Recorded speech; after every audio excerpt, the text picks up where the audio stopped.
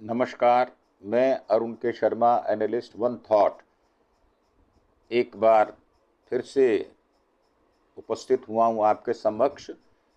गुजरात के विषय में, जो गुजरात में अधिवेशन चल रहा है कांग्रेस का, तो कांग्रेस कैसे सेंध लगा पाएगी, इसके विषय में हम विचार विमर्श करेंगे। 64 साल बाद हो रहा है ये अधिवेशन। 1961 में भावनगर में हुआ था, ये हम बता चुके हैं आपको। इसके बाद कांग्रेस ने एक तरफा बढ़त बना ली थी और गुजरात समेत कई राज्यों और केंद्र सरकार में लंबे समय तक रही। 64 साल बाद यानी आज 8 अप्रैल को अहमदाबाद में फिर से कांग्रेस का राष्ट्रीय अधिवेशन हो रहा है।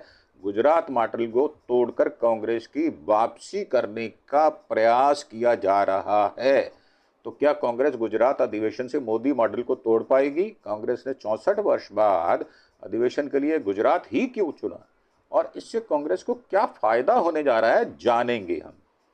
क्या क्या इसमें हो सकते हैं कारण, उन उन बिंदुओं पर विचार करेंगे।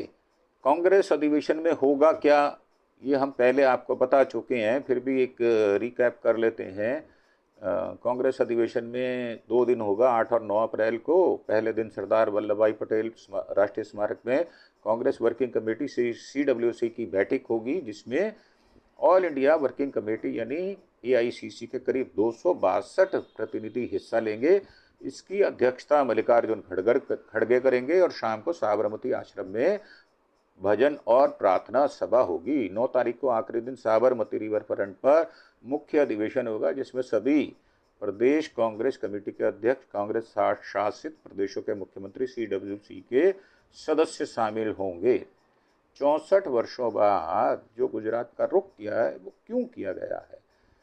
महात्मा गांधी के राष्ट्रीय अध्यक्ष बनने के बाद 100वीं वर्षगांठ है, पहली बात। दूसरी बात, सरदार पटेल का 150वीं जन्म जयंती है। ये दोनों ही लोग गुजरात से जुड़े हुए थे और ये प्रमुखता से राजनीति में वर्चस्व रखते हैं। आज भी उनकी बातों को सुना और समझा जाता है, जो वो बातें कह गए थे वर्षों वर्षों पहले।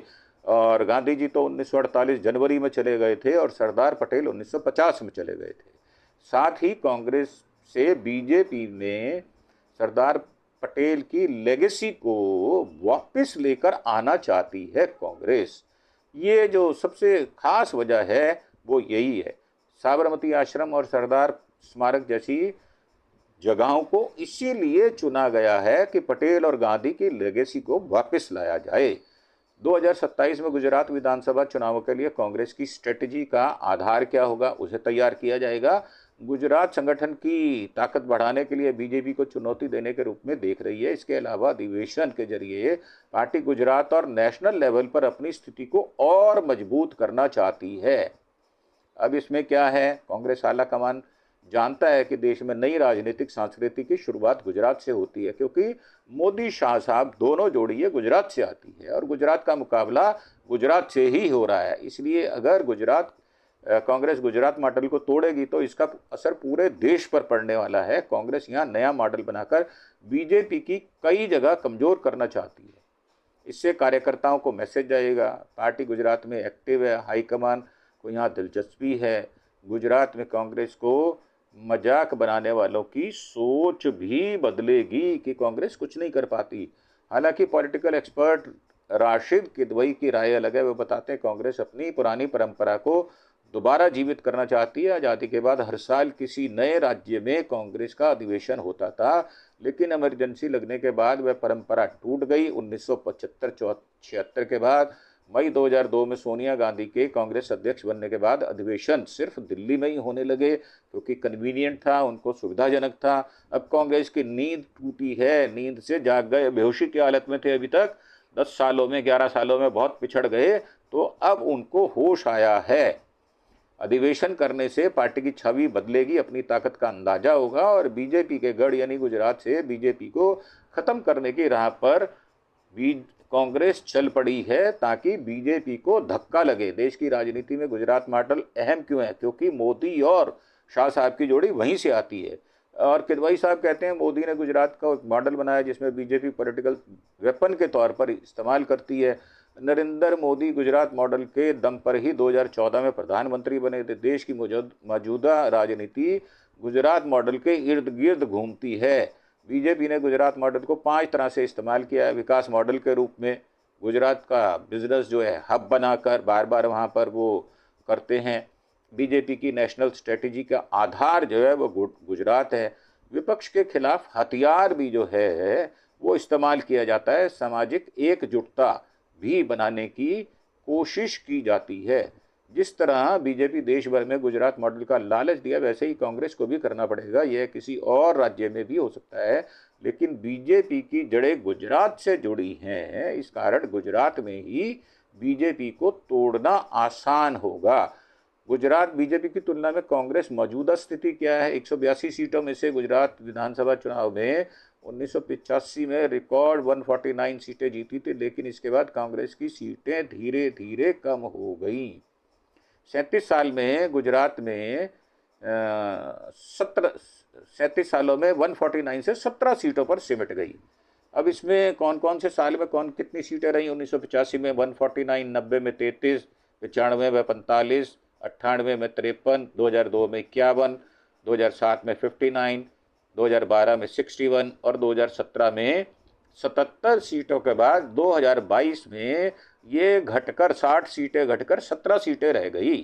2022 के चुनाव में भारतीय जनता पार्टी ने 182 में से 156 सीटें जीती, सरकार बनाई और कांग्रेस 17 सीटों पर सिमट गई। पहली बार चुनाव लड़ रही आप पार्टी ने 13% वोट काट लिया कांग्रेस का। चुनाव के साल भर बाद कांग्रेस विधायकों के पार्टी छोड़ने का सिलसिला शुरू हुआ। अभी बीजेपी के पास 161 और कांग्रेस के पास 12 सीटें हैं। 2024 के लोकसभा चुनाव में कांग्रेस आपने मिलकर लड़ा था, इसके बावजूद कांग्रेस 26 में से सिर्फ एक लोकसभा सीट जीत पाई थी और बीजेपी का वोट शेयर 61.86 था, कांग्रेस का वोट शेयर 31.24 था। हालांकि कांग्रेस 20 विधानसभा पर बढ़त बनाई थी, परंतु 2022 के चुनाव में तुलना में ये सुधार दिखता तो है, परंतु सीटों में कन्वर्ट नहीं हो पाया। फरवरी 2025 में स्थानीय चुनाव निकायों में कांग्रेस को नाकामी हाथ लगी। बीजेपी ने 68 में से 60 नगर पालिकाओं में जीत हासिल कर ली, जबकि कांग्रेस ने 13 नगर निगम पालिका में घटकर 1 पर रह गई। इसके अलावा बीजेपी का संगठन मजबूत और एकजुट है, जबकि कांग्रेस लीडरशिप में कमी है, पैसे की कमी है और बीजेपी के पास जो है इलेक्ट्रल बॉन्ड बहुत ज़्यादा है, करीब करीब 7,000 करोड़ रुपया उनके पास है और बीजेपी के पास नंबर 2 का पैसा भी बहुत है, 18,000 करोड़ रुपया बीजेपी के पास नंबर 2 का पड़ा हुआ है।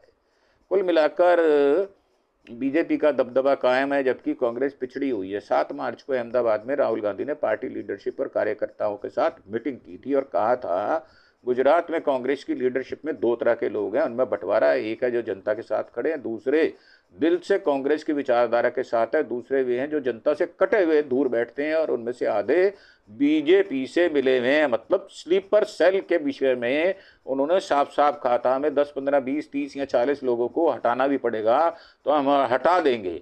और कांग्रेस गुजरात अधिवेशन में मोदी मॉडल को तोड़ना चाहती है। क्या तोड़ पाएगी? अभिताभ तिवारी का कहना है कि कांग्रेस को जमीनी स्तर पर बड़े काम करने होंगे।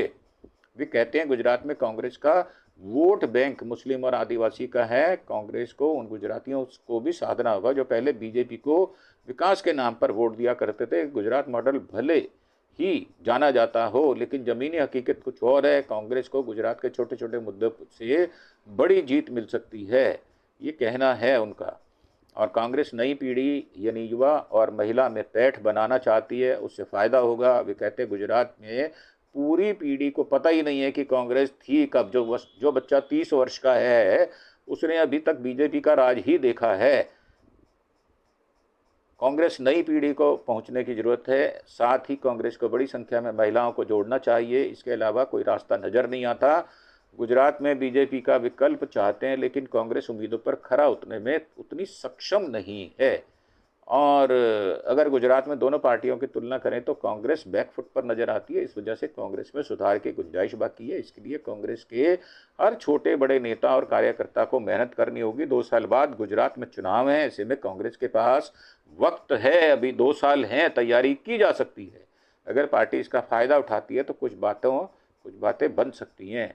फिर कांग्रेस का किला तोड़ने में करना क्या होगा? करना ये होगा, राहुल गांधी चाहते हैं गुजरात में कांग्रेस मजबूत बने। इसके लिए उनके पास मजबूत सेना और मजबूत सेनापति दोनों होने चाहिए। दुर्भाग्य से गुजरात में कांग्रेस के पास दोनों नहीं है। हालांकि वहाँ पर जो शक्ति हैं वो कर रहे हैं काम। गुजरात कांग्रेस को एक ऐसा नेता की जरूरत है जो लड़ाकू हो। दूसरी हकीकत यह भी है कि कांग्रेस के पास संगठन चलाने के लिए पैसा नहीं है, क्योंकि बीजेपी ने उनके ऊपर बहुत तरह की रेड मारी है और एक्सटॉर्शन से पैसा जमा किया है। मोदी साहब एक्सटॉर्शन से जीत जाते हैं। जो उन्होंने जो चुनावी बॉन्ड है उससे इकट्ठा किया, पीएमएलए जो पीएम केयर फंड है उसके पैसे का भी हिसाब नहीं देते, वो भी आरटीआई में आता नहीं है।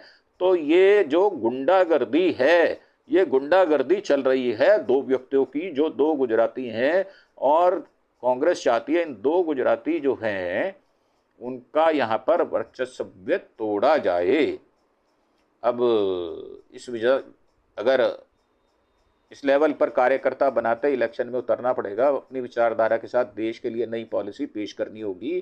कांग्रेस को गुजरात में एक मजबूत लीडरशिप की जरूरत है जो बीजेपी को टक्कर दे सके। भरोसेमंद नेता होना चाहिए, कार्यकर्ता समर्पित होना चाहिए।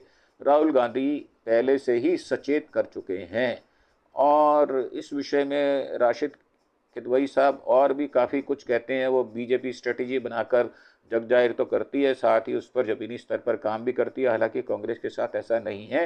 कहीं ना कहीं कांग्रेस को बीजेपी के रास्ते पर चलकर ही बीजेपी को तोड़ना होगा। मतलब लोहे को लोहा ही काटेगा, ये बात बिल्कुल ठीक है। और कांग्रेस को राहुल गांधी की जो शराफत है उसका भी नुकसान हो रहा है, क्योंकि राहुल गांधी की छवि को बिगाड़ने के लिए हजारों करोड़ रुपया बीजेपी ने खर्च कर दिया और अनर्गल बातें व्हाट्सएप यूनिवर्सिटी चलाकर, फेसबुक पर चलाकर उनकी छवि को धूमिल करने की कोशिश की। परंतु जो ये 2 यात्राएं उन्होंने की हैं, भारत जोड़ो यात्रा और भारत जोड़ो न्याय यात्रा, इसके दम पर राहुल गांधी जी की छवि काफ़ी सुधार हुई है। और दूसरी तब्दीली ये है कि प्रियंका गांधी भी लोकसभा चुनाव जीत के लोकसभा के अंदर प्रवेश कर चुकी हैं। अब दोनों बहन भाइयों की जोड़ी अपने मां के संरक्षण में और मल्लिकार्जुन खड़गे साहब के संरक्षण में क्या क्या कर पाएंगे गुजरात के अंदर, ये आने वाले दिनों में देखा जाएगा। और इसी के साथ मैं इस एपिसोड को विराम देता हूं और एक बार फिर से प्रार्थना कि आप मेरा चैनल अरुण के शर्मा एनालिस्ट वन थॉट को प्लीज़ सब्सक्राइब करें और अगर हमारे अपडेट्स आपको पसंद आते हैं तो उसे लाइक और शेयर भी करें। जय हिंद, जय भारत।